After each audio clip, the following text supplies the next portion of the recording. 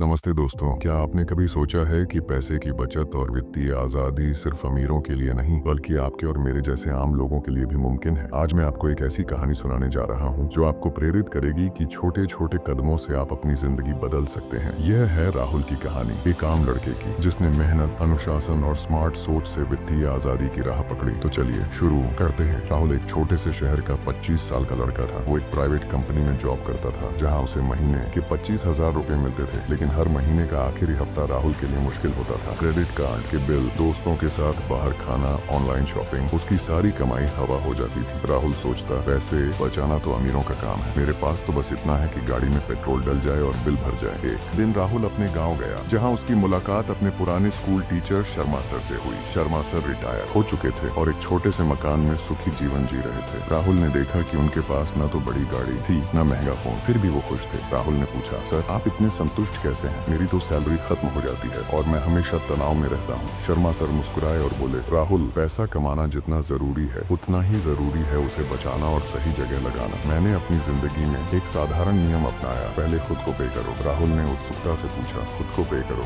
ये क्या होता है? शर्मा सर ने समझाया, हर महीने अपनी सैलरी का कम से कम 20% पहले बचाओ। जैसे ही सैलरी आए उसे अपने बैंक अकाउंट में अलग रखो जैसे कि वो तुम्हारा बिल हो। बाकी पैसे से खर्च करो, ये पैसे तुम्हारा भविष्य है। राहुल को ये बात अजीब लगी। उसने कहा, सर 20% यानी 5,000 रुपए, इतने में तो मेरा आधा खर्च कट जाएगा। शर्मा सर ने हंसते हुए कहा, शुरुआत छोटे से करो, 10% से शुरू करो यानी 2,500 रुपए, लेकिन इसे हर महीने बचाओ और इसे निवेश करो। राहुल ने ठान लिया कि वो कोशिश करेगा। उसने अगले महीने से अपनी सैलरी का 10% बचाना शुरू किया। पहले महीने में ये मुश्किल था। उसने दोस्तों के साथ बाहर खाना कम किया, ऑनलाइन शॉपिंग पर कंट्रोल किया और सस्ते लेकिन अच्छे कपड़े खरीदे। महीने के अंत में जब उसने अपने सेविंग्स अकाउंट में 2,500 रुपए देखे, उसे एक अजीब सी खुशी मिली। शर्मा सर ने राहुल को दूसरा सबक दिया, बचाए हुए पैसे को सोने दो, उसे काम करने दे। इसका मतलब था निवेश। राहुल को स्टॉक मार्केट और म्यूचुअल फंड का ज्यादा ज्ञान नहीं था, लेकिन शर्मा सर ने उसे सलाह दी कि वो SIP सिस्टमैटिक इन्वेस्टमेंट प्लान शुरू करे। राहुल ने एक म्यूचुअल फंड में हर महीने 2,000 रुपए की SIP शुरू की और बाकी 500 रुपए